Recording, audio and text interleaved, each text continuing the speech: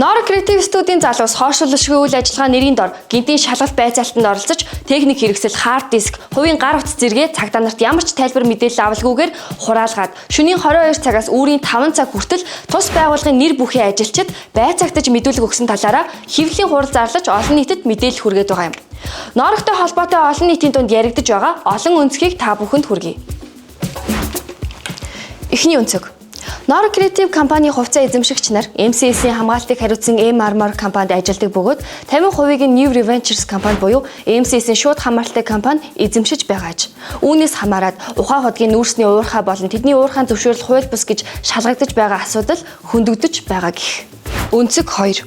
Nora Creative Studio сонгуулийн тухай баримтат кино хийсэн учраас эрх баригчид сонгуулийн болохыг задруулахгүй тулд тэднийг дарамтлж дүрс бичлэгийг устгахын тулд ажиллагаа явуулсан гэх өнцөг. Өнцөг 3.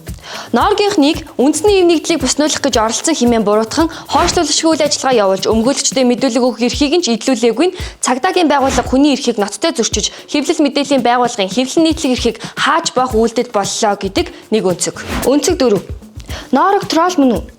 MCS-ийн Troll баг Nora Creative гэдэг нэрээр дор Troll ажиллагаа явуулж байжээ гэх гарчигтай мэдээлэл зарим мэдээллийн сайтуудаар явж байгаа нь хэвлэл мэдээллийн байгууллагуудыг улс тосоор нь ялгах бидтэй гэдэг нэг өнцөг. Өнцөг 5. Хууль зүйн сайд Алтан гэрэл Nora сайтынхан OneXBet болон цахим покер зэрэг мөрөдөд тоглоом зохион байгуулж 9.3 тэрбум төгрөгийн гүйлгээг 6 хүний дансаар дамжуулж угаасан нь урьдчилсан байдлаар хянагдаж байгаа. Би үг бүрийнхээ төлөө хариуцлага хүлээн хэмээсэн нь Nora-гийн залуус бидний харж байгаагаас эсрэг тесрэг байж болох юмаа гэдэг нэг өнцөг. Nora-г тойрсон олон өнцгийг танд хүргэлээ. Аль өнцгөөс нь харах нь иргэн таны эрх юм аа.